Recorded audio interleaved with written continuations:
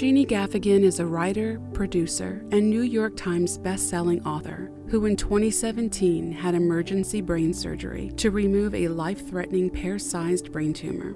Her diagnosis, surgery, and recovery are documented in her memoir, When Life Gives You Pears: The Healing Power of Faith, Family, and Funny People, which debuted on the New York Times bestseller list. Jeannie is a passionate supporter of the Bowery Mission. In the following interview, Jeannie interviews James Winans, Interim CEO of the Bowery Mission, about the effects of COVID-19 on the homeless community. Hi, I'm Jeannie Gaffigan. I have the pleasure, and I'm grateful, to interview James Winans about the effect of COVID-19 on the homeless community in New York City. James, thank you for taking this opportunity to share your perspective with me today. Thank you, Jeannie. How's it going with 5 kids at home? Well, basically, I feel like every day I'm cleaning up after a New Year's Eve party. It's like Groundhog Day. I'm like, when did I take a shower today? What is today? It's like crazy. I feel that way with 2. I can only imagine with 5. In all seriousness, we have been hearing a lot on the news about the underpreparedness of all the healthcare systems of the world, just being overwhelmed by the need of the patients in the hospitals during COVID-19. But what we're not hearing about as much is, the vast number of people who are affected by homelessness, who can't really follow the stay-at-home order because they don't have a home. What are some of the unique and unexpected hardships faced by the men and the women facing homelessness in New York City during this pandemic? Yeah, I think you're absolutely right on, Jeannie, that I was listening to all these press conferences and all of these public statements, and everything was about at home, stay at home, work from home, stock up at home. And it was as if everybody has a home, and we know that's not true in New York. It wasn't that many weeks ago that we were talking about homelessness as a big problem in New York. And then it's almost like we had some collective amnesia and forgot that not everybody has a home. So that's been frustrating, I think, for people served at the Bowery Mission. They feel left out of the response, and it was frustrating for us too. But one thing I think we're not talking about here is when all the libraries close, when all the recreation centers close, all of a sudden there's nowhere to get clean if you don't have a home, right? And so where do you wash your hands for 20 seconds every hour? Where do you shower? And so we've been very focused on hygiene as one of our top priorities right now, making sure that we have hand washing stations outside the Bowery Mission. So New York has an incredible history of dealing with crises. How has the Bowery Mission historically responded to crises in the past?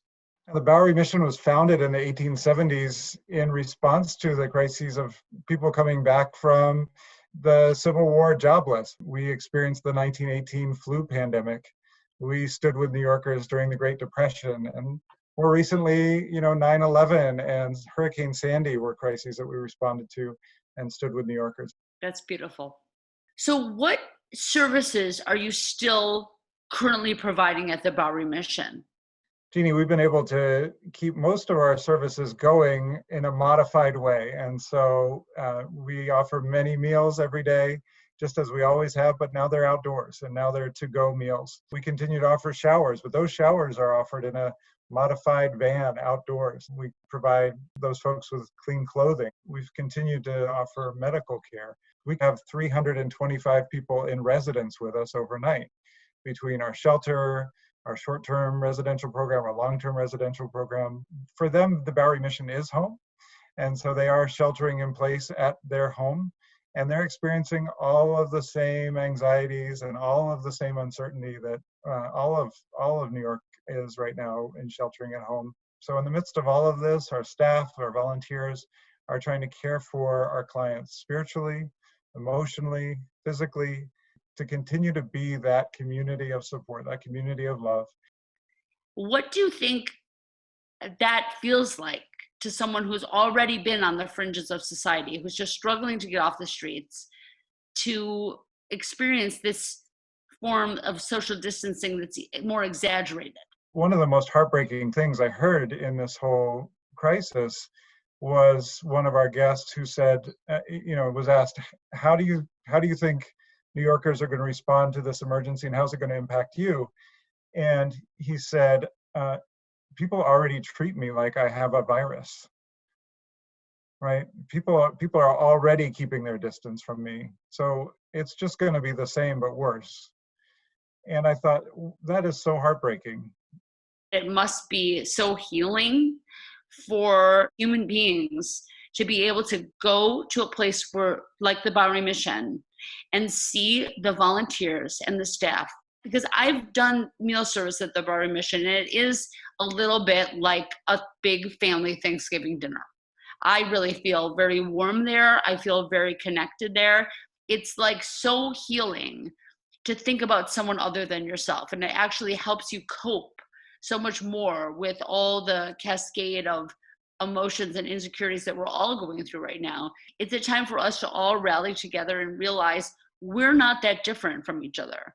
And we need to help each other, because the only way that we're going to get through this as a city, as a country, and as a world is by reaching out to each other. We find our volunteers to be very courageous these days. There are many fewer volunteers signing up, but those who are being so faithful to come out and to serve. We're also finding that people are very generously helping from home. They're going on Amazon and buying supplies that we need and shipping them to us. They're going onto our website and making a financial donation. They're setting up a fundraising page on our website and getting other people to give. New Yorkers are generous people, and we're just so grateful for the generosity of time, of advocacy, of finances that we're seeing. We couldn't do this without it. What are your basic needs right now, and how can we help you? Yeah, we are meeting emerging needs.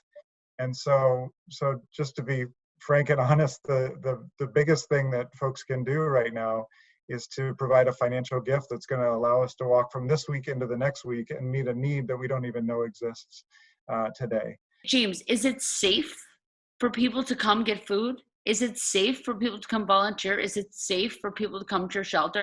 Absolutely, Jeannie. Our food line is open every day at 8 a.m. and at 1 p.m. We have taken the CDC's protocols very seriously, been in touch with the Department of Health throughout this whole emergency, figuring out ways to make that a safe environment for everyone. I am thinking about the time that I had when I went through my medical crisis, and I was faced with this, am I going to live? Am I going to die from my brain tumor that I had successfully removed? But the recovery was really, really brutal. And what really struck me was the goodness of people. I really looked around at people who helped me take care of my kids, helped me go grocery shopping. I couldn't do any of this stuff. And I was so blessed to be surrounded by a family and friends that were able to do that. And I feel like the Bowery Mission are the family and friends in this crisis. And I truly believe that the people at the Bowery Mission, the leaders, the staff, the volunteers, are the angels walking this earth. Well, thanks, Jeannie. I appreciate your shout out to our staff at the Bowery Mission. I think that the team has been so patient, so persistent, so courageous, so problem solving, so prayerful in all of this. This is the time to go to Bowery.org and find out how you can help. And even if it's a small financial gift, you can be assured that this is going to translate into goodness, and it is going to support these people who are risking everything to follow their calling that God gave them. And I just want to thank you so much for letting me have the wonderful opportunity to do this interview. Thank you, James, so much. It's been a really wonderful time speaking to you. I wish that I could just give you a big hug, but social distancing and all. But when this is over, watch out, because you're getting a big one from me. Thanks, Jeannie. Please consider supporting this work. The Bowery Mission has always stood with New York's most vulnerable neighbors. Thank you for standing with the Bowery Mission.